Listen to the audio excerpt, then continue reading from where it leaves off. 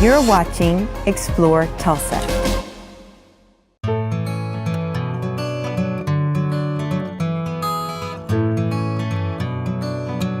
There's been 5 generations of us working in the timber at a sawmill since the early 40s, before I was born. Grew up in this my whole life. I grew up in this house right here. Always was doing something with lumber.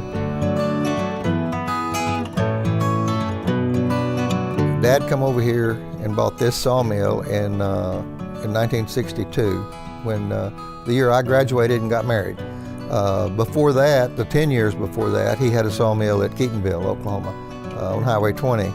And then the years before that, him and Grandpa had a sawmill at Leach, Oklahoma. He started out making moonshine. I don't know how the sawmill come about. I guess the revenuers got close and he had to do something else. I don't know, but I think he went ahead and made moonshine for a little while. There really wasn't any way to make a dollar. That was the thing. Out of high school, I went to drafting school. I wanted to be a draftsman. I like to do architectural drafting, but I did that, got a job, worked one day and quit. I couldn't handle the inside. I wanted to be outside, So Dad needed help, so I come back and helped him. We grew up hard. We grew up poor. It was really a poor, the only way to make a dollar, or a quarter, whatever they were. The sawmill, when I come along, and my brother, we helped with the old sawmill and doing stuff manually. We've done all of that. We've been there. Know how hard that was. Well, everything was physically rolled. The logs were physically rolled with cant hooks. The carriage was physically, manually muscled. Pull 1 inch or 2 inch, whatever you want. And now all he has to do is push a button. Push a 1 inch or a 2 inch button, and we roll the logs with a hydraulic log turner. Now with the all automotive sawmill, it's a lot easier for the guy sawing, the sawyer, which me and my brother do all the sawing. And I told Tim if he would come and run the sawmill, I would make it easy where all he had to do is push a button. We built a little air-conditioned cab, and it got easier, But still, we worked, from early to late. We didn't punch a clock or anything.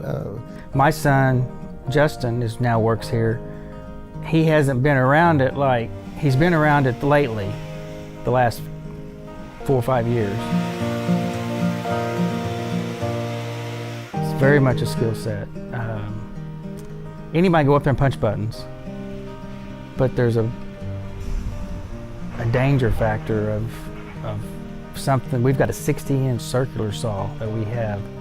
It's not a bandsaw, so it's a circular saw, and then a 32-inch overhead saw, top saw.